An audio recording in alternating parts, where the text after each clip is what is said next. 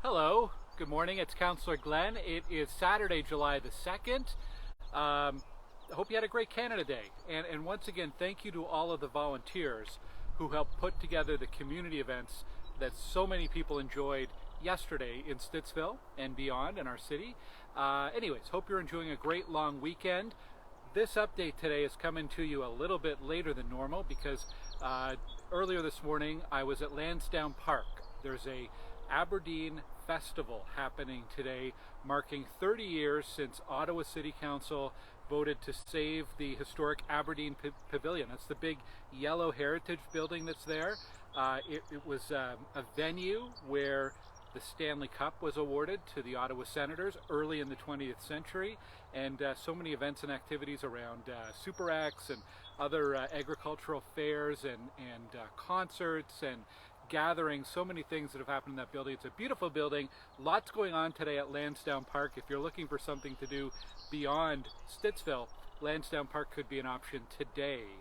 Right now, I am in Stittsville. I'm along the Carp River Pathways. I bet you this is a place where a lot of people have not visited. It's relatively new. These pathways were opened, let's say 3, maybe 4 years ago, and they follow the Carp River from roughly Hazeldean Road all the way up to past Palladium Drive. You can actually get to the Costco and the Home Depot in Kavanagh by using these trails. It's part of the Carp River Conservation Area, and a really nice place to come for a bike ride or for a jog, or maybe walk your pet. Just make sure they're on leash.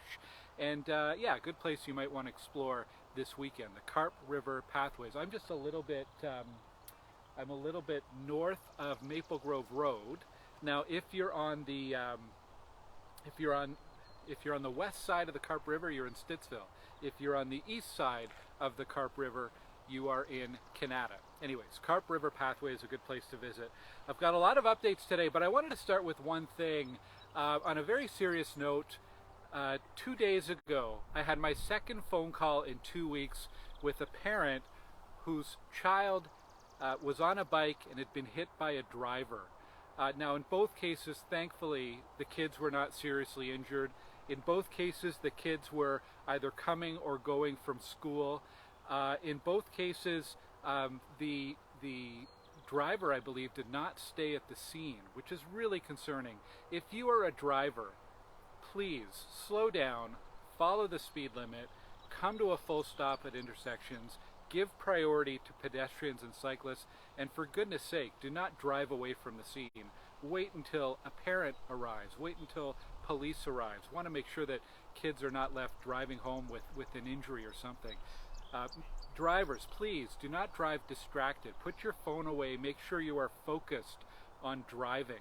I know that there are a lot of intersections and roads that need sidewalk and infrastructure improvements, absolutely. But that doesn't remove responsibility from drivers in our community from being as careful as possible when you're driving through our community, especially near routes where we've got kids, where we've got bike paths like the Trans-Canada Trail. It is a responsibility of drivers to drive safely and be aware of the surroundings. I would like to see no more kids hit by vehicles this year. So please be careful on the roads. I know I remind about this almost every week.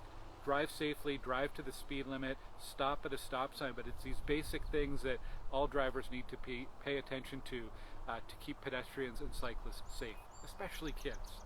So, thank you. Updates.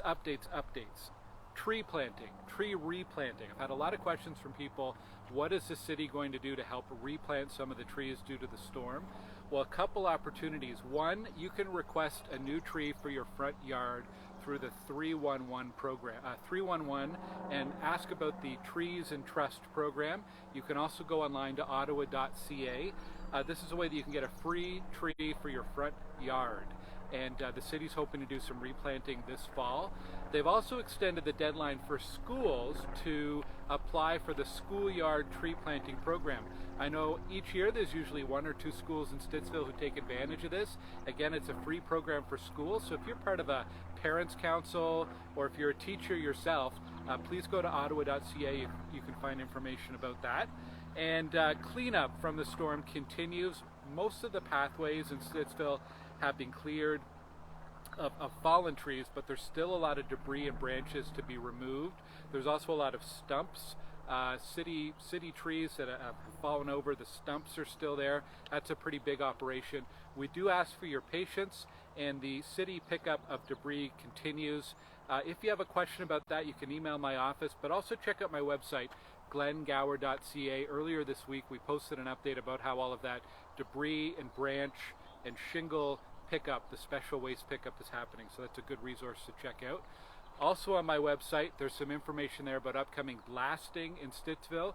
We have a lot of construction in Stittsville and Kavanagh, and along with that often comes blasting. So if you're wondering about upcoming blasting near you, please check that out, glengower.ca/blasting. We've got information online about upcoming construction projects. The big one that'll affect people is the repaving of Abbott Street. So that work started last week and it'll continue for a few more weeks this summer. There's also repaving on Hoban Street. There's a pedestrian bridge being replaced along the Pool Creek just behind Beachfern Drive. There's a culvert repair happening on Jonathan Pack Street starting later this summer. And also there's some construction work and a road closure, temporary road closure on Springbrook in Amberwood. That's been extended another week. You can find all the information on my website if you're looking for more info. Temporary traffic calming, flex stakes. There's still a few streets where those flex stakes have not been installed. That work will be ongoing. It was delayed due to the storm and some of the overall replacement of traffic signs and city public works activities. So traffic calming continues to be installed. There's a number of streets like Overland, Bobolink, for example, that have not been installed yet. It is coming soon. The splash pad at Pioneer Plains Park, the work is complete and needs to be inspected by an electrical engineer or electrician basically before it can open, so hopefully that'll be inspected soon. I was really hoping to get that open by the Canada Day weekend. It's still closed, but working hard to make sure that opens as soon as possible. And I keep mentioning it, but check out my website, glengower.ca. My team and I, we update it almost every day with new information, so there's lots of links, lots of info. If there's anything you ever can't find, email me, but I bet you it's already on my website. I'd like to talk about some upcoming events. Before I do that, a big thank you to everyone who participated in last Saturday's Welcome to Stittsville. It was a multicultural showcase in our community. What a great event. Check out the photos if you haven't already on my website or social media.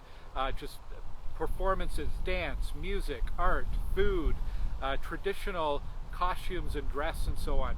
So many things that we had on display at the park, and I'm looking forward to doing this again next year if we can. So thank you to everyone who had a role in that.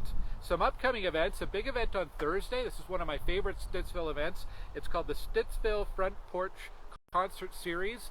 There are over 30 homes that will be hosting a mini concert on Thursday evening. So check that out on Facebook, or you can Google Stittsville Front Porch Concert Series to get more information and a map of performance locations.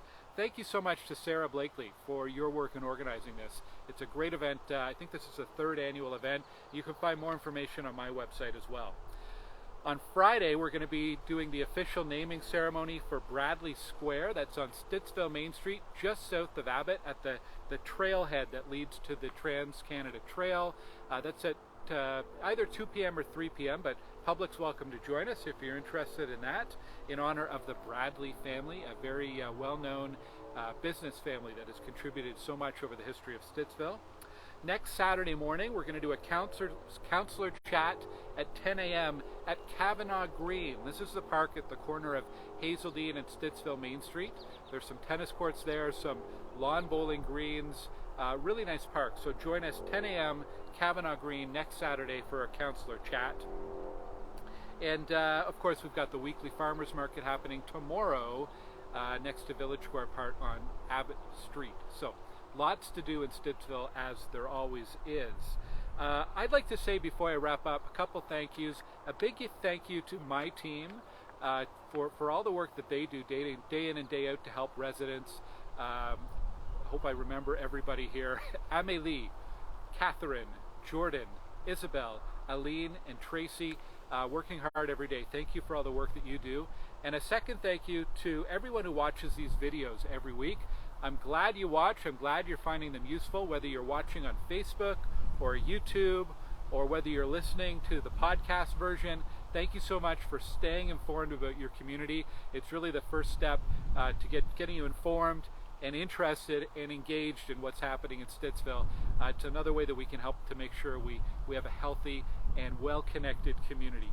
Hope you have a great long weekend, a great Canada Day weekend, and I will talk to you here next Saturday. Take care. Bye-bye.